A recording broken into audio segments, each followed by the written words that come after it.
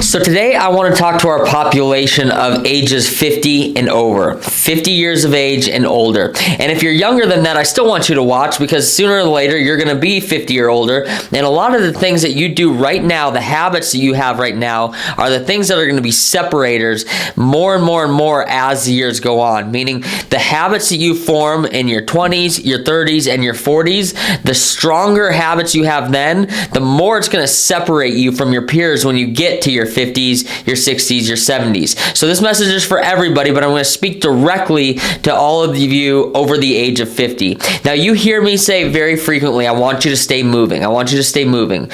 Movement is medicine.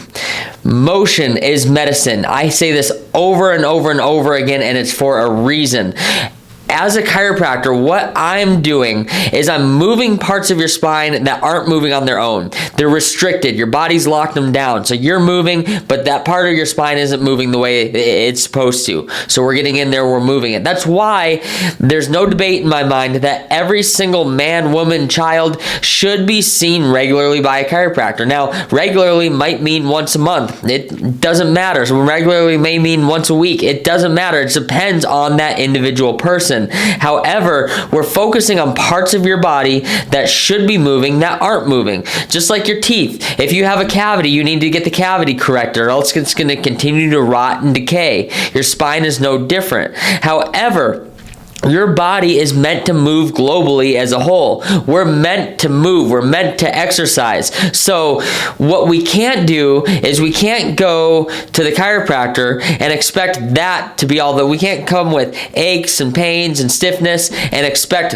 that to get rid of all of our aches and pains and stiffness if we're not keeping our body moving outside of that. We're designed to move. We're designed to move around. We're designed to exercise. We're designed to resist gravity regularly. So the reason I want to address the older population, or the above 50 population, a little bit more is as we age, our activity level typically decreases. This should be almost the opposite. Now, the type of exercise that you do as we get older doesn't need to be as strenuous. For me, when I work out, I'm interested in hypertrophy. I'm interested in a process where we're building muscle, we're building muscle rather than just maintaining. But when we hit that age where we're in our 50s, our 60s, we should be dedicated and focused to maintaining muscle mass. Maintaining muscle mass. This is so important for a couple reasons, especially you women.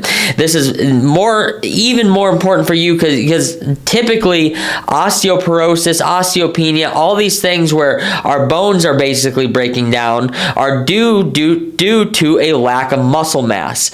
It's so important. 1 in 3 women over the age of 50, according to the Osteoporosis Foundation, will break a bone in their body due to osteoporosis in their life. That's not good. The way that we can resist that, the way we can change that, is if we get regular physical resistance type exercise. Now, resistance type exercise isn't just your walking, your jogging, your bike. Resistance type exercise is where we're resisting gravity. We're resisting a weight. We're resisting a band. For everybody, this is going to look a little bit different. For me, I get under a barbell, I put weight on the barbell, and I go down, I squat, and stand up. For you, that might mean that you sit in a chair and you stand up and you do that 10 times, and then you wait 2 minutes and you do that 10 times again.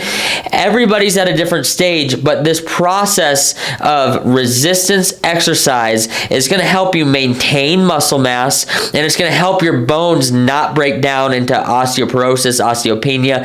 The only way this process happens, it's not just something that happens as we get old. It does happen as we get old, but it's not just something that happens as you get old. It's something that happens as our activity decreases. So it's of utmost importance, and I usually will recommend that you get with either a physical therapist, a trainer, somebody who can teach you to do these types of exercises correctly and safely. I always say, let's train so that when we're in our 80s and our 90s, if we drop something on the floor, we're able to pick it up. If we need to sit down in a chair, we're able to stand up on our own. Really, those two things that I just described, that's a squat and that's a deadlift. When you bend over to pick something off the floor, that's a deadlift. When you sit down in a chair and you stand up, you sit down on the toilet, that's a squat. These are things that we need to be able to do in a controlled environment, meaning I'm doing 3 sets of 10, I'm doing 3 sets of 15, I'm doing something that's challenging so that when we do them in real life, that they're now we've become accustomed, our body is accustomed to doing these things. These type of functional movements